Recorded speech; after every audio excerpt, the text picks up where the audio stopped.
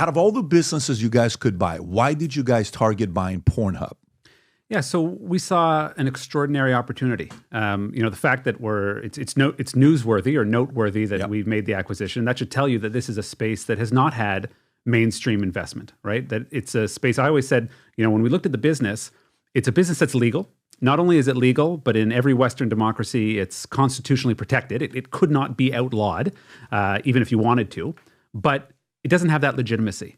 And one of the reasons for that, and as we started to examine the business further, was that nobody wanted to say we are the owners of a major adult company, right? Everyone, they wanted the benefits of owning a major adult company. It's a profitable business, but nobody wanted to be out front and engaging with other tech businesses, with government, with law enforcement, with regulation in that sort of way that the modern tech industry has to.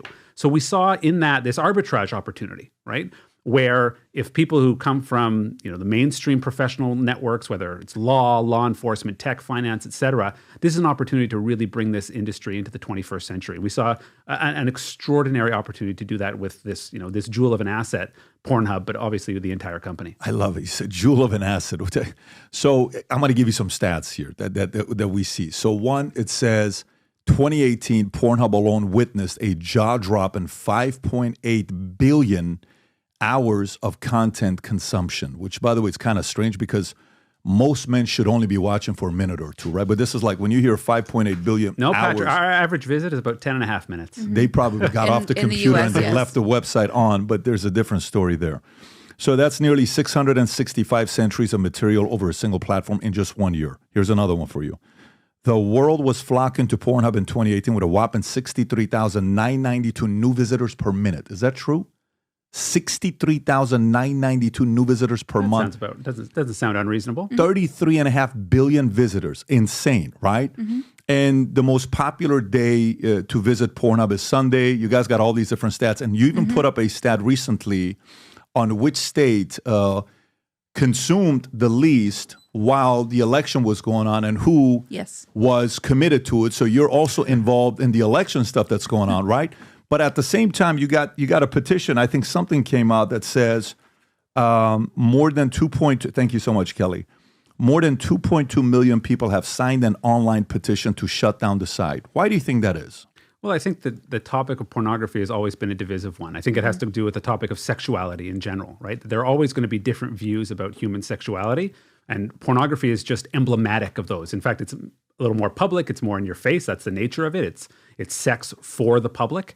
So you're going to have people who have really deeply held convictions about the proper place of sex in our society. And that's a good debate. There's nothing wrong with that debate. But you take 2.5 million signatures, we have 130 million daily active users. So people have voted with their mice and with their feet in terms of where they're going to go. But of course, it's going to be a subject of public debate. How do you handle that? How do you handle that when these 2.2 million, I'm assuming some of these guys are, is this the one, shut down PornHub and hold its executives accountable for aiding trafficking, right? So that's what site is this on, Rob? If you can show me what site. Well, it started at change.org petition, and then apparently so many people signed it, they changed it to traffickinghubpetition.com. And let me ask you, so what does this do? What if they get 5 million? What if they get 10 million? What if they get 20 million?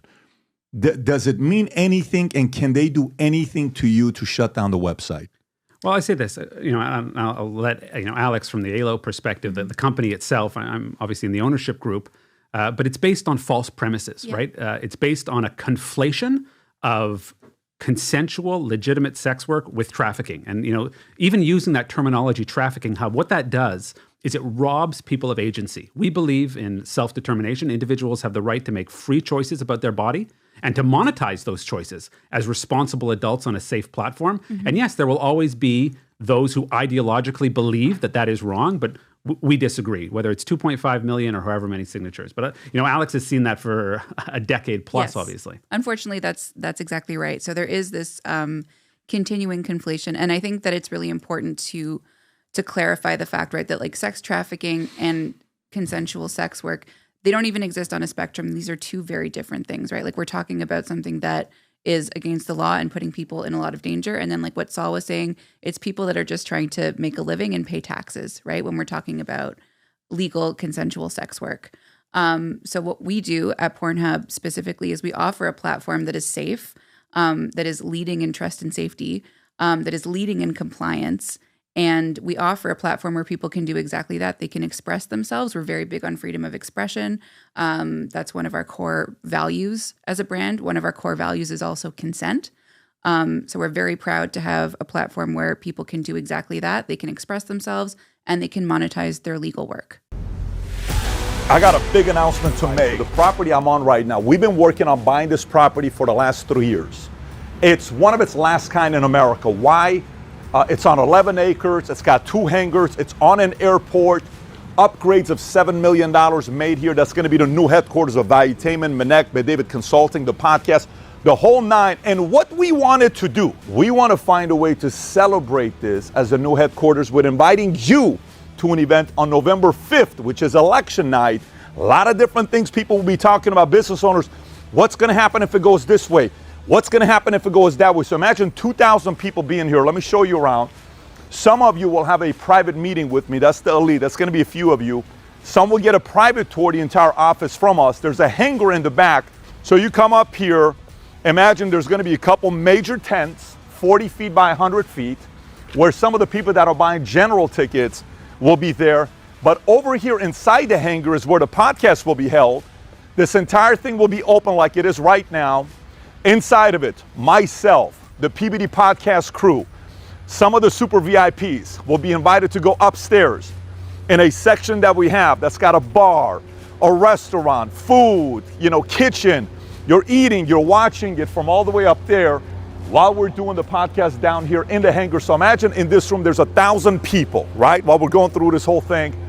Conversation, it's going to be from 6 p.m. is when it starts, all the way up to 2 o'clock in the morning. Who knows? Maybe we go 3, 4 o'clock in the morning because a lot of things that's going to be going on. And by the way, do you know why we're not cutting this?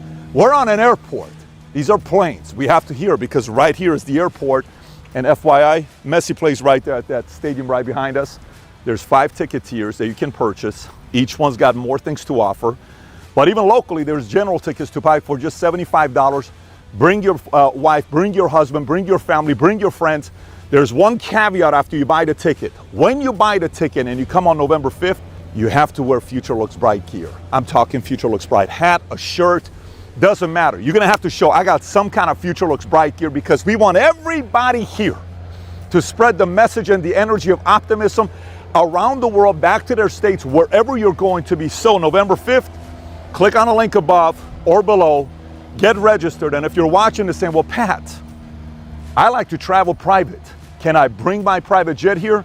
5 of you guys will be after you buy your ticket. Then you can ask us, and that's only available to the tickets at the highest level possible to bring your jet and park it here. So having said that, get your tickets, and I cannot wait to see you November 5th, 6 p.m. at our new headquarters in Fort Lauderdale. Take care, everybody. Bye-bye, bye-bye.